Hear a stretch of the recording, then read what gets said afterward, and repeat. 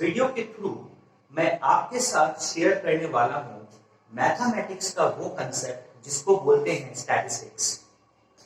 तो फ्रेंड्स, इस वीडियो के थ्रू सबसे पहले हमको क्या समझना है कि स्टैटिस्टिक्स में बेसिक टर्म्स क्या क्या यूज होते हैं। अगर आप बेसिक टर्म्स समझ जाओगे तो कोई भी न्यूमेरिकल सॉल्व करने में आपको बहुत आसानी हो, क्योंकि बहुत बार ये देखा गया है कि कभी भी हम स्टैटिस्टिक्स का जब सम सॉल्व करते हैं तो बहुत बार टर्म्स समझ में नहीं आते, और क्योंकि टर्म समझ में नहीं आ रहा है इसीलिए बहुत बार हम न्यूमेरिकल्स को सॉल्व नहीं कर पाते हैं। हालांकि न्यूमेरिकल्स ज्यादातर इजी होते हैं फिर भी। तो सबसे पहले before going to solve the numericals let us understand the basic terms. तो फ्रेंड, सबसे पहले तो आप ये समझो कि स्टैटिस्टिक्स क्या है। स्टैटिस्टिक एक ऐसा वर्ड है जिसका लैटिन में एक मीनिंग होता है। It is coming from a Latin word status. Status का मतलब होता है किसी भी चीज का अनुमान लगाना। जैसे आप एक क्लासरूम में क्लास ले रहे हो जिसमें 50 बच्चे हैं, तो आप ये हमेशा नोटिस करोगे कि 50 के 50 बच्चों का हाइट सेम नहीं होगा या उनका वेट वजन सेम नहीं होगा। तो हम क्या करते हैं, बहुत बार सारे ग्रुप्स को हाइट वाइज या वेट वाइज डिवाइड कर देते हैं। जैसे 5 फुट के जितने भी बच्चे हैं सब एक साथ बैठ रहे हैं, 5 फुट 1 इंच के जितने बच्चे हैं सब एक साथ बैठ रहे हैं, 5 फुट 4 इंचेस के जितने बच्चे हैं सब एक साथ बैठ रहे हैं। मतलब कहने का मतलब क्या है कि हम हर डेटा को कलेक्ट करके ग्रुप्स में डिवाइड कर देते हैं। तो उसका बहुत इंपॉर्टेंट कंसेप्ट आता है स्टैटिस्टिक्स से। स्टैटिस्टिक्स ना कि मैथ्स का बहुत इंपॉर्टेंट टॉपिक है, ये इकोनॉमिक्स में भी बहुत इंपॉर्टेंट है, क्योंकि जब आप हायर क्लासेस में जाओगे, स्पेशली जब आप क्लास 11 में जाओगे, तो आप देखोगे कि उसमें एक स्पेशलाइज्ड चैप्टर है which is related to statistics, और वहां पर स्टैटिस्टिक्स का कैलकुलेशंस करना बहुत इंपॉर्टेंट हो जाता है। तो आइए friends, before going to the numericals समझ लेते हैं कि बेसिक टर्म्स क्या क्या है। सबसे पहला बेसिक टर्म्स फ्रेंड है प्राइमरी डेटा।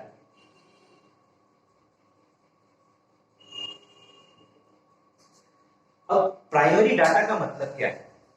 सपोज मैं एक इन्वेस्टिगेटर हूं और मैं मार्केट में घूम रहा हूं देखने के लिए कि अलग अलग एरियाज में एप्पल, सेब की क्या कॉस्टिंग है। हो सकता है मैं एक एरिया में गया जहां पे सेब का कॉस्टिंग 100 रुपीज हो, मैं दूसरे एरिया में गया जहां पर सेब का कॉस्टिंग 50 रुपीज है, मैं थर्ड एरिया में गया जहां सेब का कॉस्टिंग 80 रुपीज है। तो अलग अलग एरियाज में फ्रेंड एप्पल का कॉस्टिंग अलग अलग मिल रहा है। तो ये मैं डायरेक्टली जाकर कलेक्ट कर रहा हूं, इसको बोलते हैं प्राइमरी डेटा, जो कोई भी इन्वेस्टिगेटर खुद जाकर कलेक्ट करता है। तो फ्रेंड्स, प्राइमरी डेटा का मतलब क्या है। प्राइमरी डेटा का मतलब होता है एक ऐसा इंफॉर्मेशन जो इन्वेस्टिगेटर खुद कलेक्ट करता है, डायरेक्टली वो जाकर खोजकर डाटा को कलेक्ट करके अपने पास रखता है। सेकेंड इंपॉर्टेंट टर्म जो आता है फ्रेंड्स, वो है सेकेंडरी डेटा।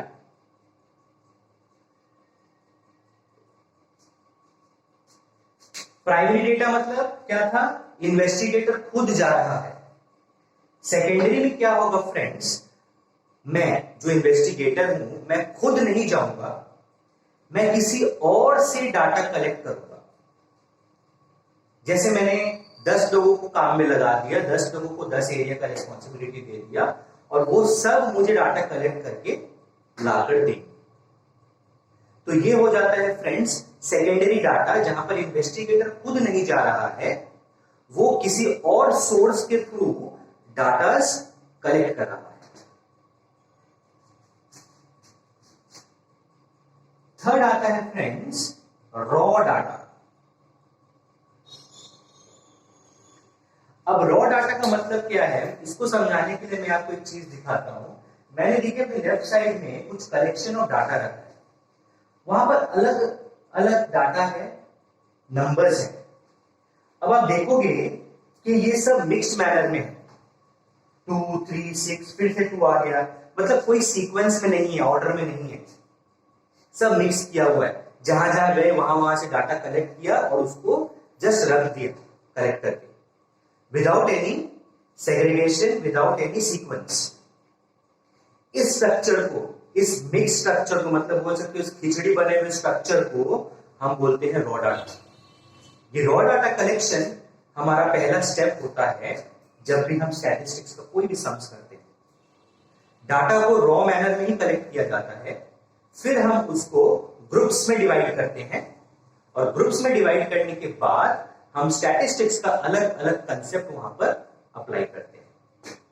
तो फ्रेंड्स, रॉ डाटा क्या हुआ, हमने डाटा कलेक्ट किया, बिना किसी सीक्वेंस के उसको कलेक्ट कर कर एक जगह रख दिया इन मिक्स्ड मैनर, पूरा मिक्स करके। क्लियर है फ्रेंड्स? अब आता है नेक्स्ट टर्म जो है रेंज। रेंज समझाने के लिए फ्रेंड्स मैं अपने इस डाटा का ही मदद लूंगा। रेंज का मतलब होता है आपने जो भी डाटा कलेक्ट किया है उसमें जो सबसे बड़ा वैल्यू है, इस डाटा में हमने सबसे बड़ा वैल्यू कौन सा देखा फ्रेंड्स, यहां पे सबसे बड़ा वैल्यू है 9, और जो सबसे छोटा वैल्यू है, सबसे छोटा वैल्यू कौन सा है फ्रेंड्स, सबसे छोटा वैल्यू है 1। तो रेंज का मतलब होता है जो भी सबसे बड़ा वैल्यू है आपके कलेक्शन में, उसको सबसे छोटे वैल्यू से हम सबट्रैक्ट कर देंगे। मतलब difference of bigger and smaller value. जैसे हमारे केस में सबसे बड़ा वैल्यू है 9 माइनस और सबसे छोटा वैल्यू है 1, तो इन दोनों का डिफरेंस आ जाता है 8, तो ये 8 बन जाता है मेरा रेंज। तो आप जो भी डाटा कलेक्ट करते हो, जो भी डाटा कलेक्ट करते हो, उस डाटा में सबसे बड़ा वैल्यू और सबसे छोटे वैल्यू के बीच में जो डिफरेंस है, मतलब हम उन दोनों वैल्यूज को सबट्रैक्ट करेंगे, माइनस करेंगे, और जो भी आंसर आएगा वो बन जाता है रेंज। Clear friends? अब आता है next term frequency. FREQUENCY, frequency. Frequency का मतलब होता है फ्रेंड्स कोई डाटा एक पूरे लिस्ट में कितनी बार आ रहा है। जैसे फॉर एग्जांपल मेरे इस कलेक्शन में मेरे को देखना है 2 का फ्रीक्वेंसी क्या है, तो मेरा डाटा है 2, इसका फ्रीक्वेंसी अगर हमको चेक करना है तो फ्रेंड्स देखिए 2 कितनी बार आता है पूरे डेटा में, 1 2 3 4 5 6 7 8। सो 2 का फ्रीक्वेंसी हो जाता है 8। फ्रीक्वेंसी का मतलब फ्रेंड्स कोई भी डाटा, कोई भी डेटा जो आप कलेक्ट कर रहे हो वो पूरे लिस्ट में कितनी बार आ रहा है। तो जैसे हमने एग्जांपल लिया मेरे नंबर 2 का, तो पूरे लिस्ट में 2 8 बार रिपीट हुआ है, तो 2 का फ्रीक्वेंसी हो जाता है फ्रेंड्स 8। कंफ्यूज मत कीजिएगा फ्रेंड्स रेंज और फ्रीक्वेंसी के बीच में, क्योंकि रेंज और फ्रीक्वेंसी में यहां वैल्यू सेम दिखा रहा है, लेकिन रेंज का मतलब होता है biggest value minus smallest value, और फ्रीक्वेंसी का मतलब होता है कोई भी एक डाटा कितनी बार पूरे लिस्ट में ऑफर करता है।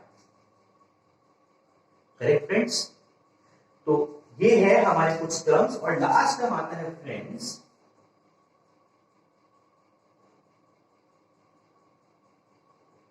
वेरिएबल।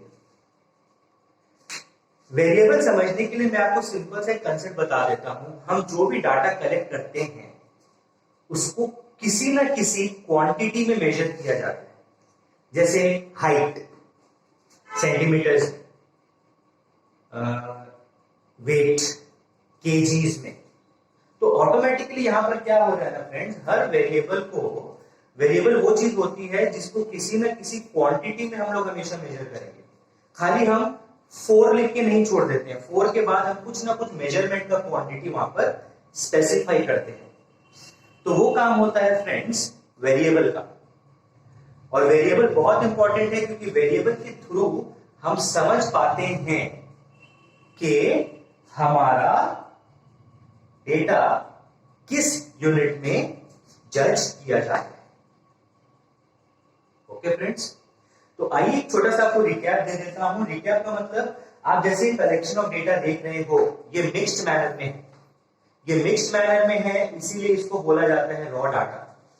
रॉ डेटा का और एक नाम होता है जिसको हम लोग बोलते हैं अनग्रुप्ड डेटा। रॉ डेटा मतलब मिक्स्ड, और मिक्स्ड मतलब वो किसी ग्रुप में नहीं है, वो अनग्रुप्ड है। और रॉ डेटा हमेशा याद रखिएगा फ्रेंड्स, अनग्रुप्ड मैनर में ही रहता है। रेंज का मतलब हाईएस्ट और स्मॉलेस्ट वैल्यू। एक लिस्ट में जो भी आपका हाईएस्ट वैल्यू है डेटा का और जो भी आपका स्मॉलेस्ट वैल्यू है, उन दोनों के बीच का डिफरेंस वो बोलते हैं रेंज।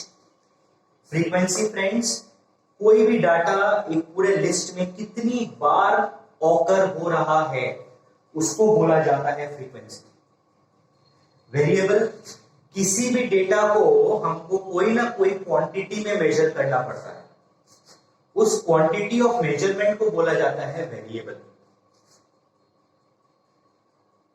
प्राइमरी डेटा और सेकेंडरी डेटा क्या है फ्रेंड्स? प्राइमरी डेटा मतलब जो इन्वेस्टिगेटर खुद डायरेक्टली जाकर कलेक्ट करता है। सेकेंडरी डेटा का मतलब है जो इन्वेस्टिगेटर खुद कलेक्ट नहीं करता है, वो किसी ना किसी और सोर्स से डाटा को ले लेता है।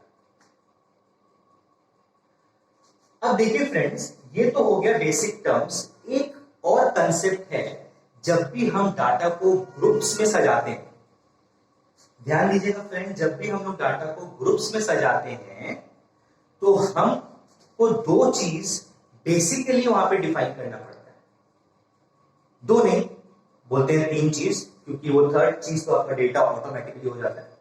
तो तीन चीज क्या क्या है फ्रेंड्स? पहला चीज है डेटा, जो भी डेटा आपको मिला है। सेकेंड चीज होता है फ्रेंड्स फ्रीक्वेंसी, वो कितनी बार पूरे लिस्ट में ऑकर कर रहा है। थर्ड एंड इंपॉर्टेंट थिंग जो हम बहुत छोटे क्लासेस से सीखते आ रहे हैं, tally mark, TALLY, tally mark. क्योंकि टैली मार्क से हम फ्रीक्वेंसी को थ्रू ग्राफ स्पेसिफाई कर देते हैं, थ्रू डायग्राम स्पेसिफाई कर देते हैं। तो जैसे फॉर एग्जांपल मैं आपको दिखा रहा हूं, मैं यहां एक लिस्ट बनाता हूं, डेटा फ्रीक्वेंसी टैली मार्क, और मैं यहां एक लाइन डाल देता हूं जिससे कि हमको समझने में थोड़ा सा इजी हो। तो सबसे पहले फ्रेंड देखते हैं सबसे छोटा डेटा कौन सा है। सबसे छोटा डेटा है 1, और 1 कितनी बार आया है? 1 एक ही बार आया है 1, और टैली मार्क सिंगल डैश, 1 मतलब सिंगल डैश। फिर फ्रेंड चेक करते हैं डेटा 2 कितनी बार आया? 1 2 3 4 5 6 7 8, 2 आया फ्रेंड्स 8 टाइम्स। तो अब 8 का टैली मार्क कैसे लिखेंगे फ्रेंड्स? 1 2 3 4 5 6 7 8। हमेशा याद रखिएगा फ्रेंड्स, जब भी आपका फ्रीक्वेंसी मोर देन 5 है तो हमको 5 का एक टैली मार्क का ग्रुप बनाना पड़ता है। बनाने का कंसेप्ट है 4 स्ट्रेट डंडे, 4 स्ट्रेट लाइंस और एक क्रॉस लाइन जो रिप्रेजेंट करेगा नंबर 5। तो यहां हमने क्या देखा फ्रेंड्स? हमको मिलता है 1 2 3 4 5 6 7 8, यहां पे हमको 8 मिलता है। नेक्स्ट डेटा है फ्रेंड्स नंबर 3, इस लाइन को एक्सटेंड कर लेते हैं जिससे कि हमको नंबर लाइन मिल जाएगा। 3 कितनी बार होगा करता है फ्रेंड्स? 1 2 3 4 टाइम्स। 1 2 3 4, 4 मतलब 4 स्ट्रेट लाइन्स। अब फ्रेंड यहां पर देखिए नंबर 5 ऑकर कर रहा है। 5 से पहले क्या देखना है? 4, वेरी गुड।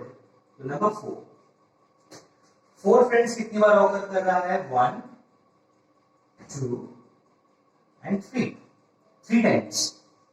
तो कितना डंडा बनाएंगे फ्रेंड्स? 1 2 3। अब नेक्स्ट फ्रेंड देखेंगे नंबर 5। नंबर 5 मेरे लिस्ट में नहीं है, तो हम स्किप कर जाएंगे नंबर 6 में। नंबर 6 कितनी बार आ रहा है फ्रेंड्स? 1 2 3, 1 2 3 एंड एट लास्ट 7 भी नहीं है लिस्ट में, 8 भी नहीं है लिस्ट में, डायरेक्टली वी कम टू 9, और 9 आता है एक बार तो सिंगल डैश। और फ्रेंड्स ये बनाने का एक इंपॉर्टेंट कंसेप्ट भी क्या होता है ना, इससे हमको ये भी पता चल जाता है कि हमारे लिस्ट में टोटल नंबर ऑफ डेटा कितना है। तो अगर आप यहाँ काउंट करोगे तो मैंने यहाँ पे 20 डेटा का कलेक्शन किया था, तो फ्रीक्वेंसी जब आप ऐड करोगे 1 + 8 9 + 4 13 14 15 16 17 18 19 एंड टोटल कम्स टू 20। तो फ्रेंड ये है बेसिक कंसेप्ट जहां पर हम समझते हैं कि स्टैटिस्टिक्स का एप्लीकेशन किस तरह से स्टार्ट होता है। और ये जो टेबल हमने बनाया, इस टेबल को बोला जाता है फ्रीक्वेंसी डिस्ट्रीब्यूशन टेबल। प्लीज याद रखिएगा, इसको बोलते हैं फ्रीक्वेंसी डिस्ट्रीब्यूशन टेबल, क्योंकि यहां पर हम अपने फ्रीक्वेंसी को डिस्ट्रीब्यूट कर रहे हैं एज पर द डेटा। तो फ्रेंड्स ये है हमारा basic concept related to statistics, कि क्या क्या बेसिक टर्म्स एक स्टैटिस्टिक्स में यूज हो सकते हैं। तो फ्रेंड्स अगर आपको वीडियो पसंद आया हो या इससे आपको कुछ भी नॉलेज मिला हो तो please like the video, share it and subscribe to my channel, जिससे कि मैं आपको और इंटरेस्टिंग नॉलेजेबल वीडियोस बनाकर शेयर कर सकूं जो आपके डेली स्टडी लाइफ को बहुत सिंपल और स्मूथ बना देगा।